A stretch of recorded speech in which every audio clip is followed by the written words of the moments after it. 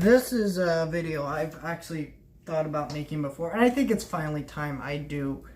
This is a video about why I prefer physical media over streaming. This is not an attack on people who use streaming or streaming services, because if you know anything about me, I actually do use streaming services. So let me tell you about all the streaming services I have. I will tell you my problems with each one specifically, and why I prefer owning things or the release schedule on television and certain things like that. So I have Netflix, Amazon Prime, Hulu, Tubi, which is a free service that you can download on your phone or on your Roku, which I have a Roku. That's how I watch my streaming. Disney Plus. Did I say Netflix, Amazon Prime, Tubi, Disney Plus, and Hulu? Yeah, Amazon Prime, Netflix, Hulu, Disney Plus, and Tubi. There might be another one I'm forgetting, but if I'm forgetting it, I probably don't use it enough that it really matters. So I've always been a physical media collector because I grew up before Netflix even existed. I was born in the year 2003. 17 years ago, I was born. I was hatched out of an egg, and I was raised by apes in the jungle, and then I decided, I fell in love with this girl named Jane, and I showed up here. That's my life story. No, that's not my life story, but,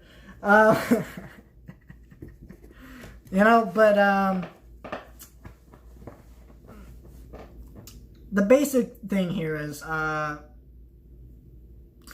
collect physical media. I've always grown up with having all the Disney movies on Blu-ray within the house. We've watched them in the family room for years and years. I've always grown up with the disc. And then I moved on to having my own collection. I've actually been collecting since I was probably 8 or 10 years old. I had small little collections of movies, and I've grown since then. I have so many movies now. I have hundreds of movies and an Amazon wish list that I've been slowly picking up, and it grows every day. But I love movies, and I've always grown up with the disc. So I guess for nostalgia reasons, I will always prefer the disc, but there is just so much more quality with the disc, and I'm about to explain why. So one thing I should mention, let me see if I can find a movie here with a different cut of it on it, because there's movies with different cuts, right?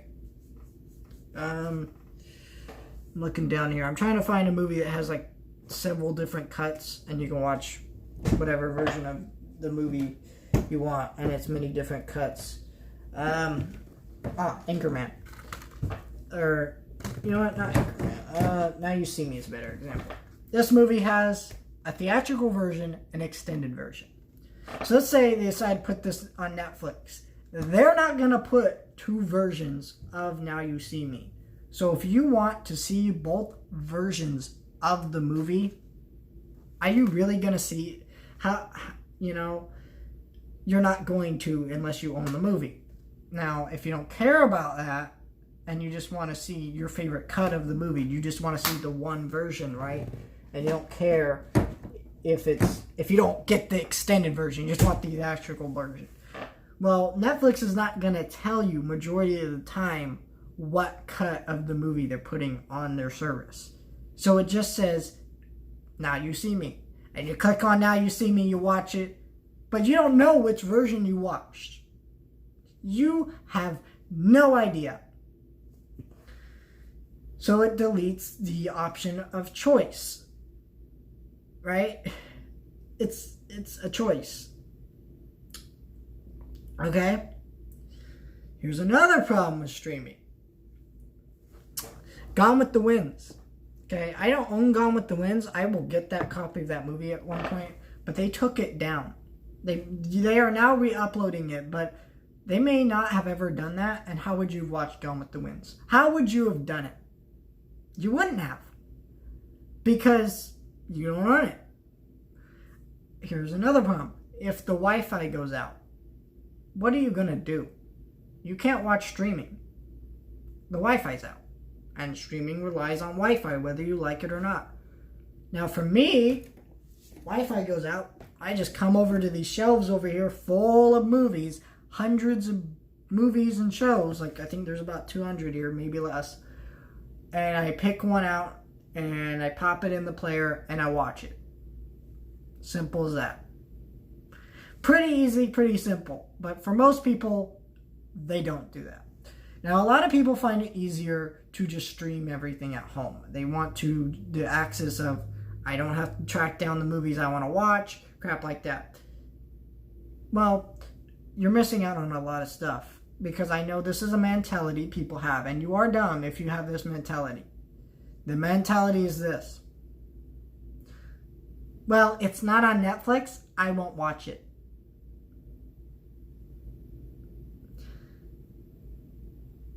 You do realize that there are hundreds of good quality, well-made movies that will never, ever be on Netflix. Ever.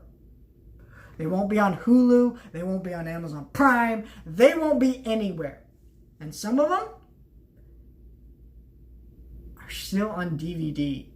That's right. There are no Blu-rays for some movies still. I think it should be about ownership of these things, because also Netflix edited Back to the Future 2. That's right, they edited the movie. And this was a controversy and they changed it. But what people didn't realize is they do that for hundreds of movies. It's the only reason people noticed is because Back to the Future 2 is an insanely popular movie. Like insanely. So of course people would have noticed. But if it was like, I don't know, The Outlaw here with Clint Eastwood, and they just cut a whole scene out of it, nobody would have cared. Nobody would have noticed. Not at all. Right? They don't tell you when they edit stuff out. And some of it is for good reasons. Right? Because let's look at a show like Baywatch. That show was on Amazon Prime, and they had to... I think I'm right about this. I don't know for sure, but they do this for a lot of shows, so I'm just going to say Baywatch for an example. If they fix that, I don't know, but Baywatch was a show made in the 90s. They used a lot of licensed music. Those rights have since now expired, so to put it on Amazon Prime, they changed the music to music that sounds similar. Now, that's okay. You know, there's a legitimate reason for doing that. But there's other movies where they just decide, you know what, we don't like this. We're going to cut it out. And they don't tell you. So how do you know this movie's changed? How do you know it's the version of the film that was supposed to be presented to your eyes? Which, this does happen on Blu-ray. It does. I'm not going to act like it doesn't. But it is less likely to happen. And if it does happen, they usually do tell you about it. A lot of people flipped out when The Sandlot and Home Alone left Disney Plus. They didn't tell people why those movies were leaving. They still have not given a reason for those. Me, I own the movies. I don't care. I can watch them whenever I want. That's the real point of this, is like, you watch the movie whenever you want. I don't see why people want the option, I don't see why people prefer the option of Netflix when they cannot watch the movies they want to watch whenever they want. You should not have to be at the mercy of these people. Physical media is not on its way out. It switched to a collector-only market. There are over 200 releases each Tuesday of new Blu-rays and DVDs.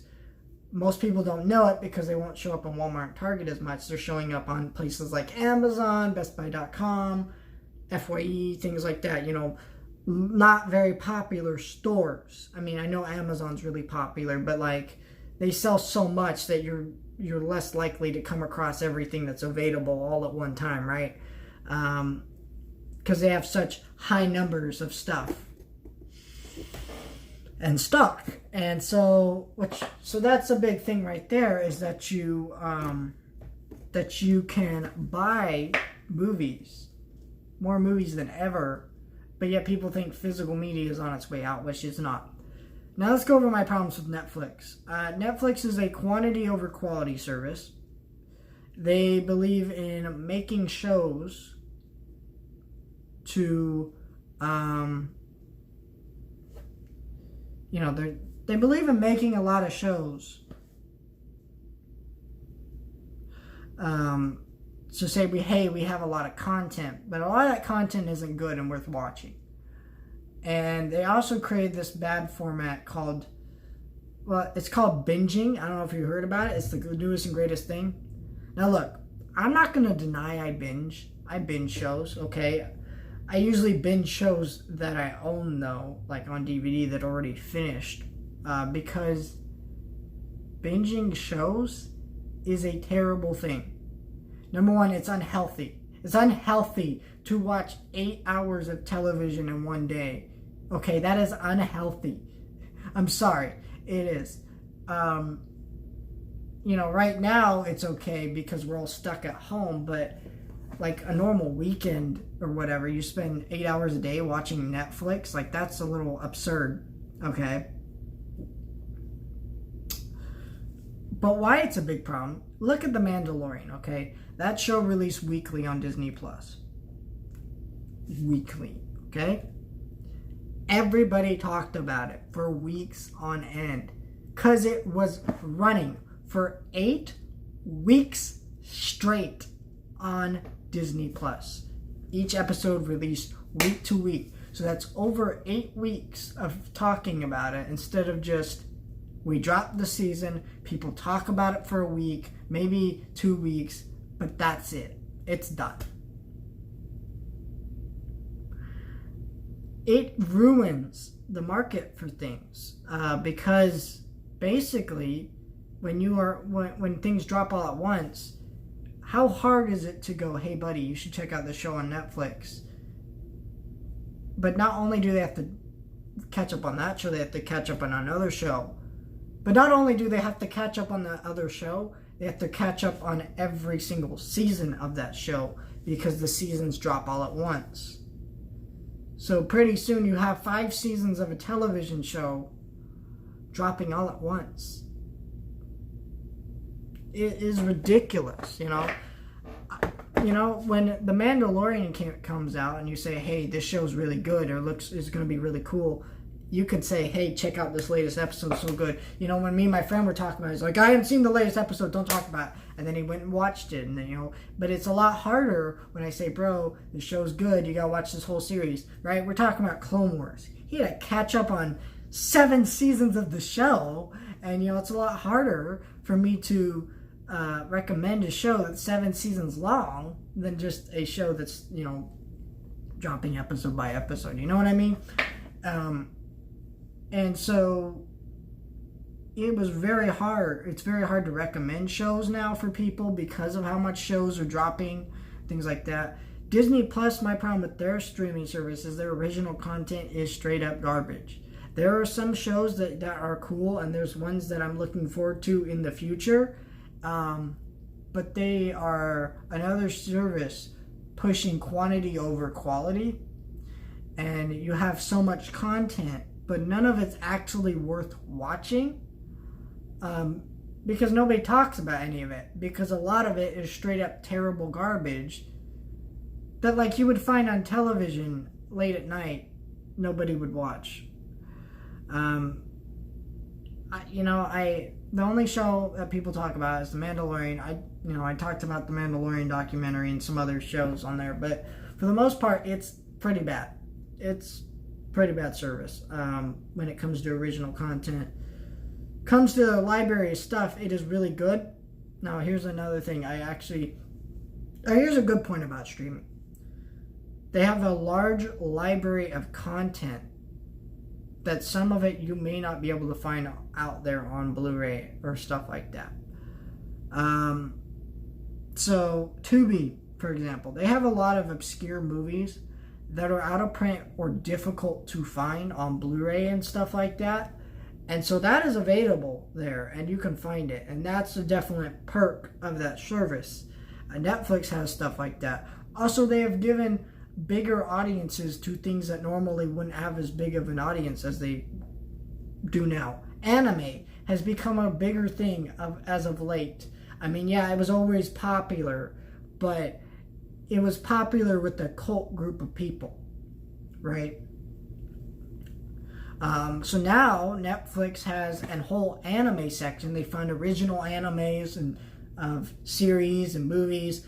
They just put out, they put out an Ultraman series last year, and Ultraman's a very obscure thing to a lot of Americans, and so they're giving an audience to certain things that are very good and do deserve to have this audience, and they're giving a place for that. One of my favorite movies, The Dark Crystal, got a sequel series on Netflix. Now the movie has gotten so much more popular, and yeah, it's a popular movie, but it's more of a cult movie. It's not popular with everyday people. Now it's a bigger, and a lot more fans and a lot more love. And also you got what's another good example? I'm trying to think of something, but I can't remember what I was gonna say. But also, there are also certain things on Disney Plus that you cannot buy on Blu-ray, like Three Caballeros. The Three Caballeros is a Disney movie created during World War II. And yeah, I know it's on Blu-ray, but that Blu-ray is through an exclusive club, which most people don't have. So if you want to watch that movie, that's where the majority of people will be watching it, right? I have to watch there because I'm not part of that club. Also, the DVDs out of print and things like that, super expensive. So it does give an audience to things that may not be the most beloved or some of the greatest stuff ever made or anything, but they do deserve to have an audience of people viewing them. And it's cool that that happened. I respect Netflix for doing this type of stuff.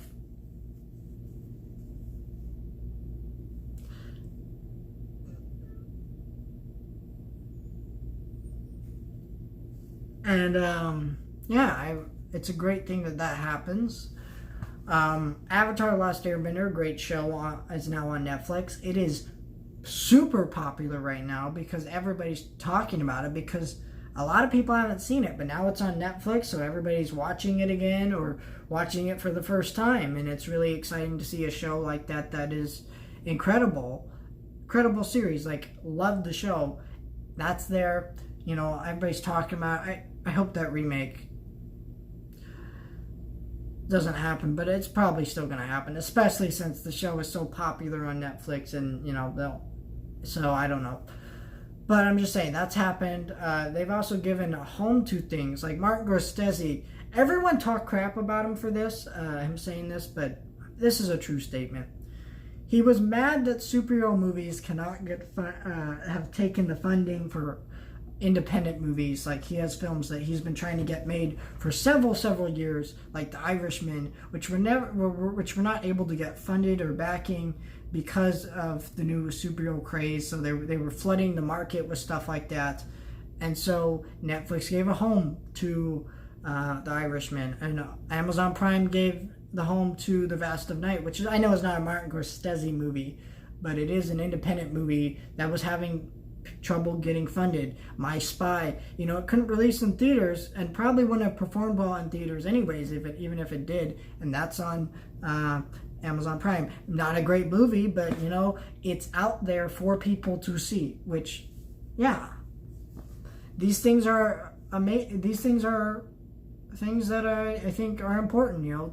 Things are out there with people supporting them. I'm a huge film buff, and I like having a whole new way to experience movies. I do think one of the biggest problems, though, is the movie theater industry is dying, and a lot of it has to do with streaming. Let's be honest. Let's say, a lot of people will say with movies, I'll just watch it at home, or when it comes to Netflix. You shouldn't do that for every movie. You can go see certain movies, You don't have to see every movie in the theater. I'm not saying that, but you shouldn't do that for every movie, especially if you like movies and you want theaters to stick around at all. Because when you decide, hey, I'm going to watch Aquaman at home, and 100 people do that, this movie bombs. I know this movie was a hit, but let's say it did bomb because everyone decided to do that, because a lot of movies do that now. And then people discover it at home and they're like, dang it, we want a sequel. Well, you didn't support the movie, so we ain't getting a sequel. You got to watch these things in theaters, or you got to at least be aware of what's going on at your theaters and see certain movies, you know, because there's obviously movies that are just one-off movies that will never get sequels, but you know, those big blockbuster movies, don't wait to watch them at home because they're not going to get sequels. Or if you want more independent movies, you got to support the independent movies while they're in theaters, not at home, because they're not going to make more independent movies if everybody who watches them sits on their butt at home.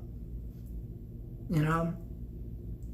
These are things to think about, and I think, like I said, there are many perks to Netflix and Hulu and all that stuff.